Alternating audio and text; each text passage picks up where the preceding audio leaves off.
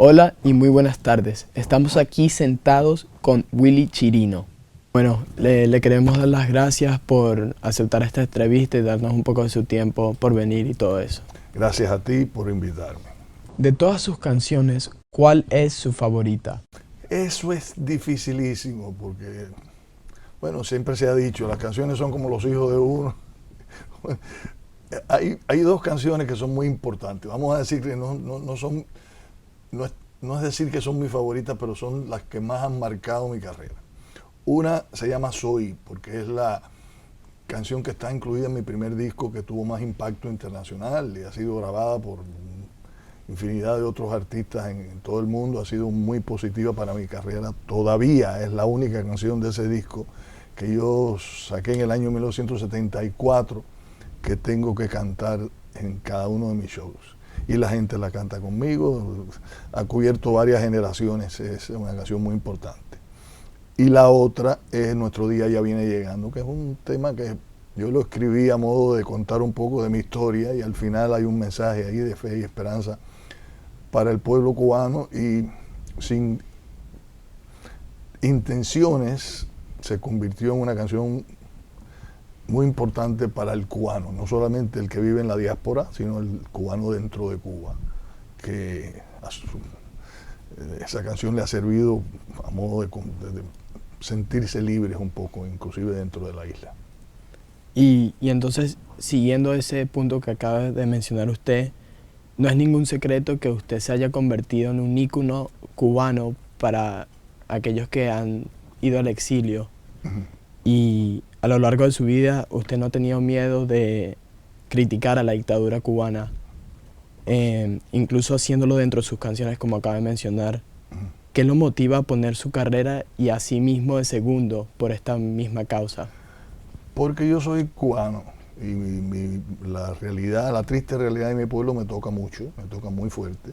Yo siento mucho que hay 11 millones de cubanos viviendo y sufriendo una dictadura por más de 60 años y que se desconoce internacionalmente cuál es la verdadera situación de mi pueblo, que muy poca gente habla de ello, inclusive artistas cubanos no cuentan la realidad del pueblo cubano, y yo me he encargado de utilizar mi plataforma, mis medios para contarle un poco al mundo de lo que vive mi pueblo y para tratar de buscar cambios y convertir el gobierno cubano en un gobierno democrático. ¿Y qué significado en su vida tiene la libertad? Uy, la libertad es la razón de todo. O sea, yo me acuerdo cuando mi padre me sacó de Cuba en 1961, lo que me decía es que yo quiero que tú seas un hombre libre. La libertad es respetar, bueno, primeramente practicar tus propias voluntades, hacer lo que tú quieras dentro del marco de la ley, dentro del marco de no violar los derechos de otras personas y poder lograr con tu esfuerzo, con tu trabajo, lo que tú quieras en la vida. Elegir a tus gobernantes y poder hablar libremente tus ideas y tus pensamientos. Y naturalmente respetar también el derecho de otros a pensar diferente a ti. A través de la Operación Pedro Pan, ¿nos pudiera contar más o menos qué tan difícil fue esta experiencia dejando atrás su familia con tan solo 14 años de edad? Son los 14.000 niños que venimos a través de Pedro Pan, hay diferentes historias. Hay algunas que son mucho más, menos trágicas, vamos a decir, porque todas fueron lamentables. Bueno, trágica tal vez no es la palabra, ¿no?, que lo describe, pero unas fueron más tristes que otras. La mía fue una de las mejores. Yo estuve un año aquí, nunca me sacaron de Miami porque la gran mayoría de los niños de Pedro Pan fueron relocalizados a otros estados de Estados Unidos, en orfelinatos, en casas de adopción, etcétera, etcétera. Y yo tuve la suerte de quedarme aquí en Miami. Vivía en la 21 y Biscayne Boulevard, donde vivía Monsignor Walsh, éramos 87 niños y nos dieron un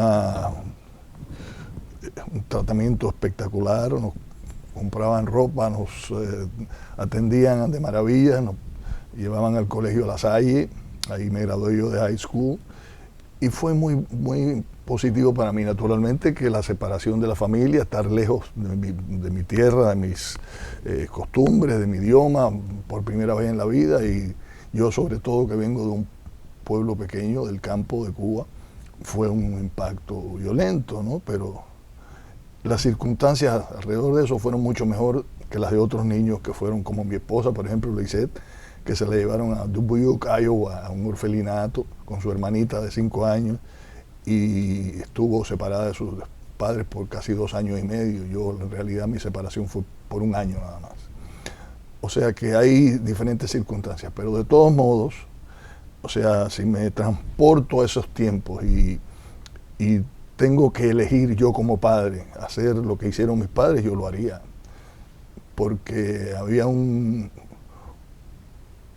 una inseguridad por parte de ellos de que sus hijos fueran a ser adoptados por el gobierno que ya se había declarado comunista y los fueran a sacar del núcleo de la familia, los fueran a adoctrinar como sucedió con muchos de los niños que se quedaron y fueran a ser víctimas del gobierno y vivir dentro de un país comunista con una calidad de vida espantosamente mala. Hemos llegado al 2019 y vemos que en países como Venezuela y Nicaragua se repite la misma historia que ocurre en Cuba desde hace más de 60 años.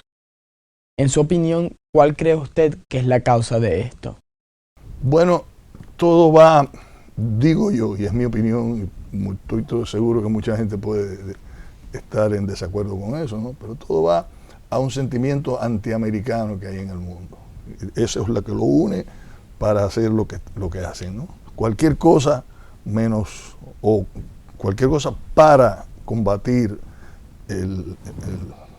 a los americanos. Entonces, pues, y tal vez también la falta de información que hay sobre la realidad cubana.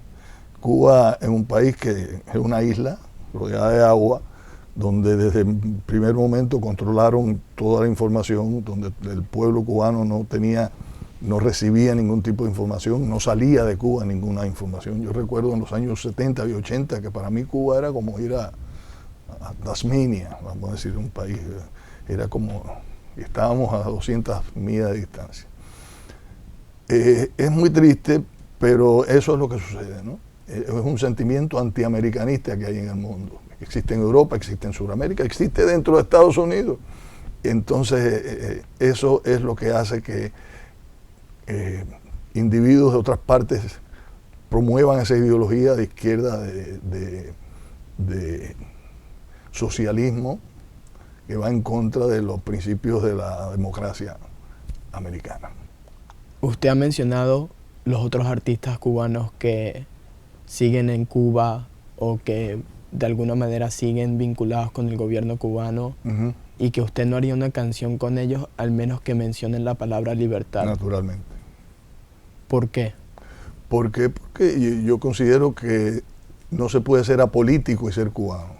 El país de Cuba ha sufrido más de 60 años de una dictadura espantosa, y de pronto ser una persona que tiene la capacidad, tiene un megáfono para llegar a miles, cientos de miles de personas, millones de personas a través de tus canciones, de tus discos, de tus presentaciones, y no lo haces, es algo que es muy triste, y va en contra de los principios del cubano, ¿no? De cómo tú vas a traicionar a tu pueblo sin contarle lo que pasa dentro de la isla de Cuba, cuando tú tienes la oportunidad de hacer algo para cambiar eso y para quitar un poco del sufrimiento de ese pueblo. ¿Tiene usted la confianza de que le haya enseñado a sus hijos el valor de la libertad? Oh, sí. Sí, naturalmente, fíjate, pues sucede una cosa muy, muy interesante. Yo creo que eso pasa en todas las casas y va al pensamiento original de lo que estábamos hablando, que Si tú eres una persona libre, tú defiendes también a personas que no piensan como tú. Yo tengo 6 hijos, de los cuales no todos piensan igual en términos políticos. Y a veces discuten entre ellos y tienen sus diferencias en términos de la política, inclusive de lo que está pasando en Estados Unidos. Unos son más de izquierda, otros un poquito más de derecha, otros... Y en realidad eso es sano, eso es bueno, es positivo, que haya esa diversidad de pensamiento. Y existe en nuestras familias, pero sí hay un respeto muy grande por la situación que se vive en Cuba, porque nosotros nos hemos encargado de pasarle la realidad del pueblo y el dolor que sentimos nosotros por Cuba a ellos. El pensar y el sentimiento de Willy Chirino el padre y Willy Chirino el músico. Yo siempre he defendido lo que ellas quieran hacer, en todo momento. Si ellas eligieron el camino de la música por sí solas, nunca le insistí, nunca tuve ninguna decisión que tomar al respecto. Yo considero que una persona es feliz cuando se desarrolla en el ámbito en que le gusta, que disfruta, ¿no? Y eso es lo que ellas adoran la música, ellas quieren estar en el mundo de la música. Una, el año pasado decidió meterse en el campo de la política. A mí en realidad no es algo que me apasiona, pero yo voy a defender su decisión. Y lo hice y así es. Y finalmente, a este punto de la entrevista, puedo concluir que usted sueña con ver la libertad en Cuba. Naturalmente que sí, eso es un sueño de todos los días. Pero, ¿qué otros sueños por realizar tiene Willy Chirino? Yo soy un hombre, fíjate, muy afortunado. Y eso lo sabe todo el mundo porque lo he contado en infinidad de entrevistas. Yo estoy viviendo lo que yo visualizaba cuando tenía 7 o 8 años en mi cabeza, que iba a ser mi vida. O sea, yo logré mis sueños. Hace unos días puse una foto yo que se tomó del público, de un auditorio lleno de gente, de todo el mundo disfrutando de la música y yo cantando ahí. Y escribí y dije, esto es lo que es exactamente lo que yo tenía en mi cabeza cuando yo estaba rondando por las calles de mi pueblo cuando tenía 7, 8 años. Y lo logré, lo he logrado. Y decía yo que que esto sirva para la gente que está mirando esto, cuando uno tiene un sueño, cuando uno de pronto se enfoca y hace todo lo que tiene que hacer, como yo lo hice, y no ha sido nada fácil, en lograr esos sueños, pues se hacen realidad. Y eso es otra de las cosas que yo le trato de pasar a mis hijas, a mis hijos. Bueno, muchas gracias. Gracias a ti.